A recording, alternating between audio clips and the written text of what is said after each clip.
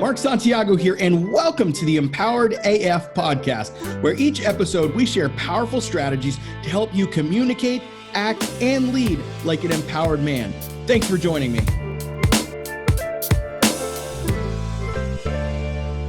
Welcome. It is Monday. I love Mondays. If you're listening to this on the podcast, it may be Tuesday because I release them on Tuesdays. But I went live on Monday to talk about some really cool stuff here. First, I want to actually share some client wins that I've had over the last week that has just been blowing my mind and really humbling. One of my clients has just finished the program, and as he got to the end, his wife filed for divorce.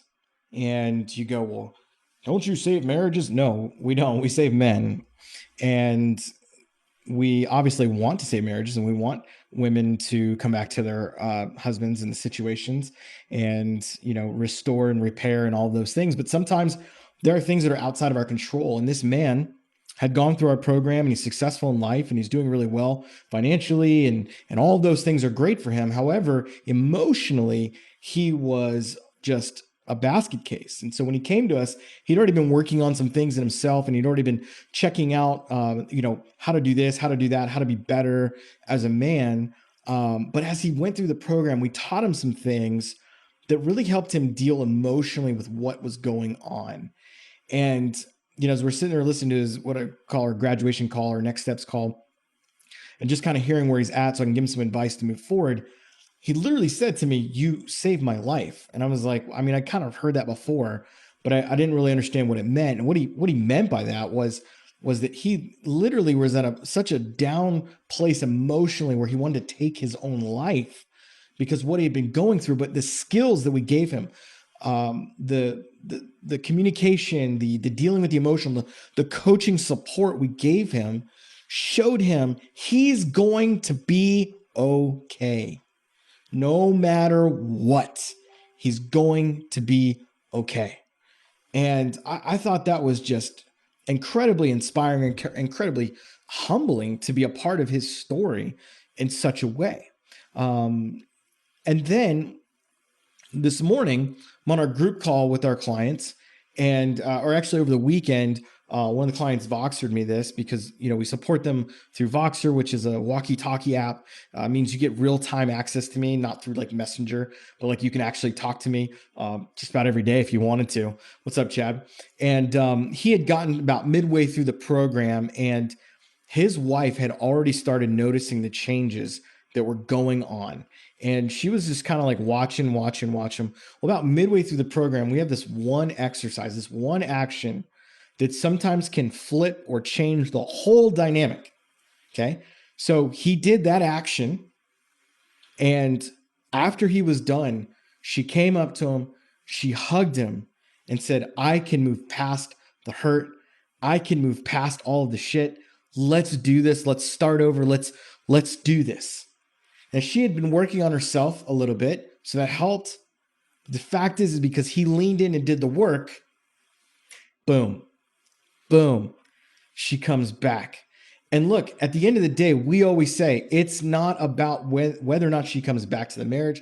It's about what you do with this season that you're in. And I'm going to talk about that here in a second, because some of you asked me to do a Facebook Live on this particular issue. But this gentleman, here's where he really wins.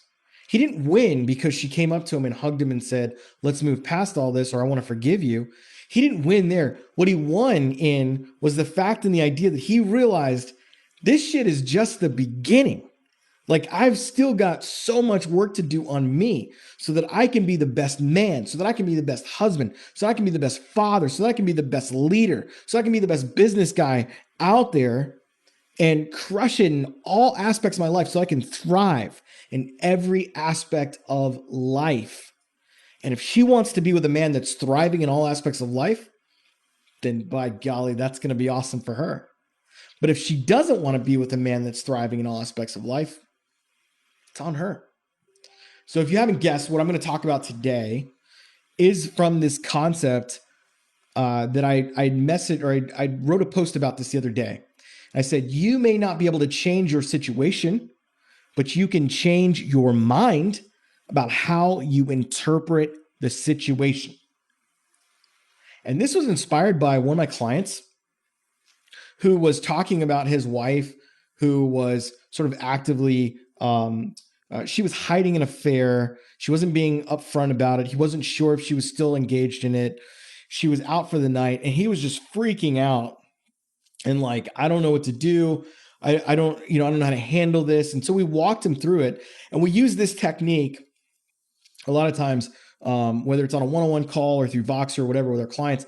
We help them get really focused on this idea. Okay. And what I'm going to talk about is this really simple concept called reframe. I'll say it again. It's a simple topic, a concept called reframe. Now, that doesn't mean because it's simple that it's simple to actually do, because most people struggle with this idea. I struggle with it. I have to consciously remind myself in certain circumstances and situations, it's time to reframe. Okay. So I'm going to explain what that means in a second. So if you're looking at your situation and you're thinking about what's going on in your life, you have to understand that in order for you to reframe what is happening, and again, I'm going to explain what it is in a second. In order for you to reframe, you have to know, number one, it's a choice. To reframe your situation, it's a choice. Okay. You choose whether or not you want to reframe what you are experiencing, because it's all about how you are interpreting the situation you're actually in. If I were to touch something that's really hot, my brain is the only thing that knows. My finger does not realize that it's hot. My brain, though, has to interpret the information that's coming to me that says this is really hot. Okay, so it's a choice. Number two, reframing is a skill. It is a skill. It's a skill that you learn. Skills don't just come by way of just being around. Like they don't just pop out of thin air. A skill has to, number three, be developed. So reframing is a choice, reframing is a skill, and it's a skill that has to be developed. Okay, if it's a skill, that means you can learn it. And if you can learn it, you can also develop it. You can apply it to your life. You can teach your kids how to do the exact same thing. So what a reframe is essentially boils down to this. Reframing is taking a situation or an environment you're in, or anything that you're in, situation that you're going through, and it's mentally reframing and putting new language, new perspective, a new interpretation of what you are actually experiencing. Now, physically, if I touch something hot, I'm going to feel hot. I can't reinterpret the hot, right? I can't do that. But emotionally, I can do it. Okay. So if the situation is my wife doesn't love me anymore, wants a divorce, I can reframe what that actually means and what I want to do with it. Freddie knows all about this, right, buddy? He was a client of ours, and we had to walk through this many, many, many times.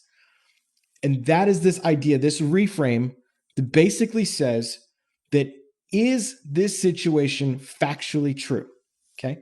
So I want you to apply these three questions specifically to your reframe. My wife doesn't love me anymore, wants a divorce. Is this factually true? Well, she says she wants a divorce, but is she actually going out and getting a divorce? Has she talked to an attorney? Has she actually gone in to file papers? Because if she hasn't, it's just what she's saying, not what she's actually doing. So when a woman says, I want a divorce, what she's actually saying is, hey, I don't like what's happening here. I don't feel connected to you. I don't feel like you care about me. And so I am going to tell you what I'm going to do, because I can't take living like this anymore. Now, for some of you, that's coming from a place for her of you can actually, how do I say this? Where you can actually help reframe the situation. I don't mean you reframe it for her, but you do it for you. And you can actually bring healing to the relationship. That means that once she says, I'm done, she wants out, she's factually saying it, but she hasn't done anything about it. There is a chance, there is a hope that something can be done differently and or changed to bring truth to the situation or bring healing to the situation. So if I look at this, my life doesn't love me anymore. Is this factually true? More than likely it's not, right? So if I were to look at the situation and go, does she actually or factually love you anymore? Well, does she care about you? Does she still take care of you? Does she still make you lunch? Does she still call you, text you? Does she still do some of those things? Because if she's doing some of those things, then it may not actually be true that she doesn't love you anymore. She just may have reframed how she loves you. Okay. And that's what you're seeing a lot of times is there's a reframing that's happening with your wife. Okay. So number one, is this factually true? Number two, what meaning have you attached to this situation? I can't reframe anything unless I fully understand the meaning that I've attached to the situation. Now, we have techniques and exercises we go through in our VIP program all the time where we do this exact extrapolation, okay? And so we look at sort of the meaning or even what we're believing about a situation. So if I say my wife doesn't love me anymore, what does that mean? That means I'm rejected. That means the person I've given my all to no longer loves me, no longer wants to be in a relationship with me. And what does that mean to me now? Well, it means that I'm no longer loved. It means that that I'm going to be alone. That my kids are going to grow up without a mom. Like, do you see how you go from she says she wants a divorce all the way to the end spectrum? Because as men, we're emotionally immature, most of us, and so we take this one thing that she says and goes all the way down. Now, some of you, it is true. Your wife actually says she doesn't love you and is actually filing for divorce, is actually doing things, so that may not apply to you.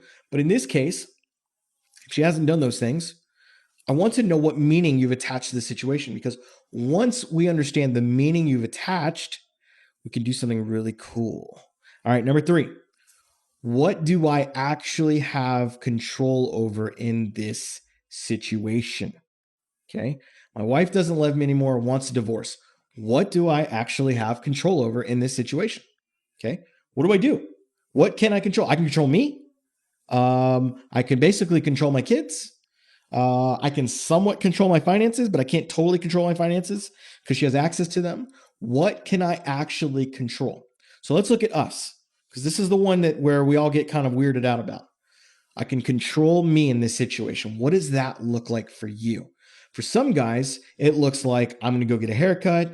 I'm going to go lose some weight. I'm going to, basically start trying to like dress good again. I'm going to go buy flowers. I'm going to cling to her. I'm going to do all these things because she says, I don't love you. She says, you didn't care about me. She says all these, like we're like so late to the party. Like we're taking these things from her past mistakes that we've made. And we're going, oh, that's what you meant. Right. So like 3 years later, she's like saying, well, you didn't do this 3 years ago at some party. And you're like, oh, that's what you want. So you go and you do the thing from 3 years ago at the party. And like, no, that's not what she's saying. What she's saying is the overall overview of your marriage and of where you guys are at. You have not done a great job making her feel loved, making her feel cherished, making her feel heard and understood. And all of that led to emotional disconnection, which leads to divorce with women. That is the thing. Stop thinking like a guy. Stop thinking that your wife just wants to go sleep with every guy in town, because that's not true. Okay. What is true is even if she's doing that, we can reframe that situation. What is factually true about her doing it? She's factually sleeping with this guy. It doesn't mean she's sleeping with 100 guys. And even if it was, what does that mean to you? What is the actual meaning to you? Your wife has an affair. What does that mean to you? What is it actually meaning? So factually true, what meaning have you attached to the situation? So if she's sleeping around, if she's doing those things, what meaning have you attached to it? Well, it means I'm married to a whore. What does that mean to you? Well, it means I'm not good enough to keep her in bed. Okay, why is that a problem? Well, it means because this happened and therefore I'm not a real man. Okay. So now we're getting to the shit. This is why reframing is such a powerful technique, because if you can do it from the right place and you do it with help, I don't recommend you trying this on your own necessarily. You can try some of it, but be careful where you take this thing, because you don't want to have interpretive meanings that aren't actually true for you.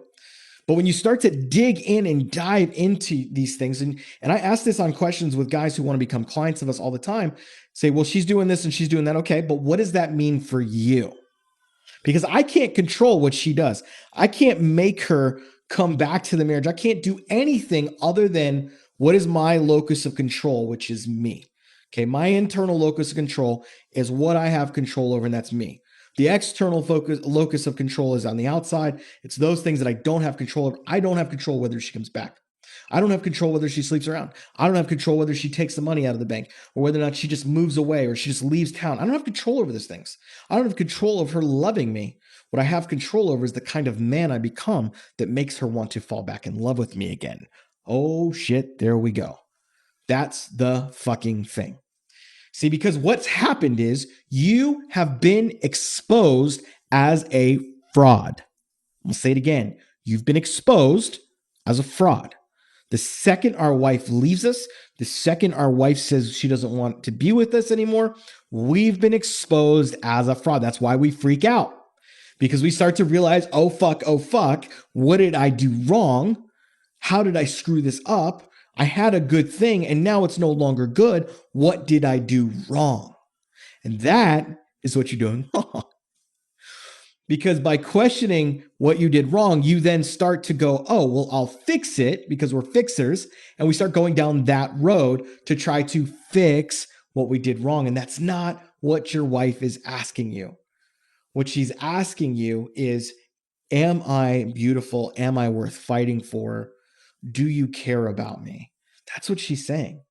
And the way to show her that is to give her the space she needs, to desire her from afar, to really work on you. You know, the physical stuff is great. Physical appearance, you know, I got a haircut and changed my, you know, how I dressed and things like that. Those are good things. But what she's looking at is, are you being a dad? Are you spending time with our kids? Are you working on yourself? Are you doing things that make you better as a man? Because if you're not investing in yourself, what the freak are you doing? What the fuck are you doing? You're wasting your time. So number one, is this factually true? Number two, what meaning have you attached to this situation? And number three, what do I actually have control over in this situation? Okay. So if I'm looking at this idea that my wife doesn't love me anymore, wants a divorce, etc., I want to reframe it. And the way I reframe it is by changing the meaning. I'm going to change the meaning of what that means to me.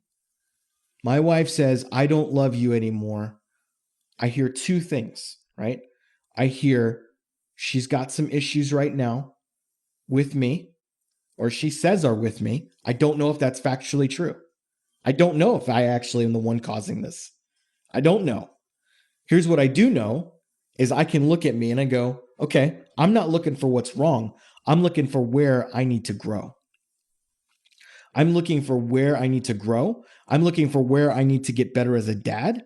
I'm looking for, you know what? I'm looking for, how do I live the fucking life I've always wanted to live? I'm looking for, how do I want to show up every single day? That's what I'm starting to look for. Because when my focus gets to that, then the meaning of her leaving me really is about her choice that she's making, not about how much of an idiot I've been. Now, again, some marriages just won't get restored and they won't get repaired. And that person decides to move on. They decide to file for divorce, and there ain't shit you can do about it. But I have seen time and time and time again where a man says, you know what? This woman has raised a flag that said, I don't want to be a part of this anymore and I want out. And when the man says, you know what? I'm going to give you space, I'm going to give you time, and I'm going to do it consistently, something changes, because he creates a vacuum. And he creates this vacuum of, I'm no longer in your face. I love you from afar. I'm going to be over here. I'm going to be doing my thing. And she's going to watch you. She's going to see the changes you're making. She's going to notice that you're not doing the same things you were doing before.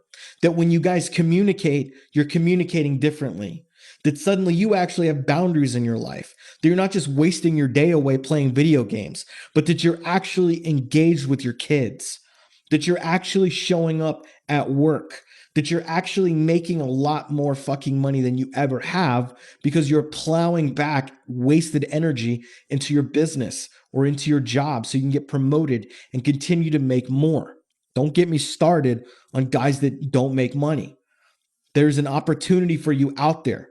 If you can't provide for your kids, I'm gonna say this. If you can't provide for your kids, if you can't provide for your own house and you're trying to save your marriage, you need to let the marriage go. And you need to fucking provide for your own kids. And you need to worry about that right now more than anything. Women want safety. And if a man can barely make it, he can barely provide and all of those things, you need to get a skill. You need to do whatever you've got to do. And I say this as someone who lived on food stamps for several years during the beginning of my marriage because I was lazy, because I did not own my shit, because I made excuses. Men are called to lead. And if you want to lead, you better step up into that role. That's my little rant on that. So I've changed the meaning. My wife doesn't love me anymore, wants a divorce. Is this factually true? I don't know if it's factually true. I don't know because she hasn't done anything about it. She just says it, okay? So what meaning have I attached to the situation? I've attached that if she leaves me, then I'll be alone forever. That's a bad one. It's a bad one. I need to work on that. And number three, what do I actually have control over in the situation? I have control over me. I have control over how I interpret this. I have control over what I do with this information that's coming to me. See, when this happens, I look at it as if you're driving along the road and your check engine light comes on and you can do with that check engine light what you want. You know what most guys do? It'll be all right. They just ignore it. It'll be all right. It'll be all right. I'm just going to ignore it. I'm just going to ignore it. Maybe I'll take it in the service station. I'll talk to a guy. The guy will tell me, hey, this is what's going on. You're like, I don't want to get it fixed. But sir, if you don't fix this, your engine will blow up. It'll be all right. It'll be all right. It's not worth investing into. What do you mean? I'll just get a new car. You can't get a new car. Okay. You can't get a new mind. You can't get a new heart. You have one heart. You have one mind. You have one body. If your check engine light is coming on, which is your wife saying, I want out, and you go take it in the service station, or you come to a coach like us or our company and you say, I need help. I need to figure out what's going on here. And you're given this opportunity to invest in yourself, but you're like, it'll be okay. It'll be all right. This engine will be fine. All these things, you've wasted your opportunity to diminish the amount of damage that could happen. So let's say, for example, your brakes are low, your brake pads, right? If you've ever driven car, I'm not a car guy, but this is a great analogy that works for us. If your brakes, your brake pads are not good and they start squeaking, how many of you know if you don't take care of those brake pads, what's going to happen? The drum, the foot, like all the shit, I don't even know what they're called again. The footers, the drums, all that stuff starts to get worn, and the rotors get worn. And so now not only do you have to replace the pads, but now you have to replace the rotors, which are way more expensive. And then if your calipers start leaking, you have to replace those. So you went from just having to replace some pads to just, it'll be okay. It'll be okay. It'll be okay. To suddenly you're at a place where, holy shit, I've got to replace everything because I didn't actually do what needed to be done when it was supposed to be done. And that's what your wives are leaving you for. Guys, so many of you, where I talk to you on Messenger, I talk to you on a call or whatever, and you can't understand why this lady would leave this amazing dad bod guy who's so, sexy that he barely pays her any attention and might make enough money to survive, but isn't really giving her the life that she wants. And yeah, some young, cool looking dude comes over and says, hey, I'll give you whatever you want. She connected with him emotionally. But if you don't take care of this shit, number one, you're going to keep repeating the same mistakes. Number two, you'll never get her back. She will never come back to you because she sees you as a lost cause. She's tried for years and years and years and years. And until you shape your ass up, you will continually be lost. So here's the reframe. This is what we've all been waiting for. My wife doesn't love me anymore, wants a divorce. So here's the new situation. Here's how I'm going to look at this situation. I now have an opportunity for me to get to know myself more, heal from the past, and connect with my kids more than ever. Now imagine looking at your situation like that. That's what I had to do. I had to learn to reframe what I was going through. And even in the midst of divorce, I had to reframe what I was going through. I have to constantly reframe what is happening because that reframe keeps me emotionally mature, keeps me in check, and it keeps me understanding that what I think is true may not actually be true. So is this factually true? Maybe, maybe not. Maybe she does love me, but is frustrated with me. Maybe she wants to be with me and she wants me to fight for her, but fighting for her doesn't look like what I think fighting for her looks like. Fighting for her looks like, babe, I'm going to give you space.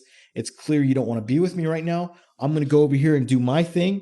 I'm going to be working on me. She's going to see you reading books. She's going to see you on coaching calls with a guy like with us. She's going to see you in these situations and go, damn, he's doing stuff. He's making changes. I like that. But it may not happen overnight. It may take a year. It may take 6 months. It could take 3 months. Who knows? But the fact is, you have an opportunity to reframe the shit you're going through. See you guys. Hey, if what you heard today really resonated with you and you want to connect with me, then here's what I want you to do. Pull out your phone right now and go to empoweredman.co/group. That's empoweredman.co, not com.co/group. So you can join our free Facebook group and connect with me there. We also have a ton of free content and trainings in that group to help you when you join. So until then, this is Mark signing off on Empowered AF.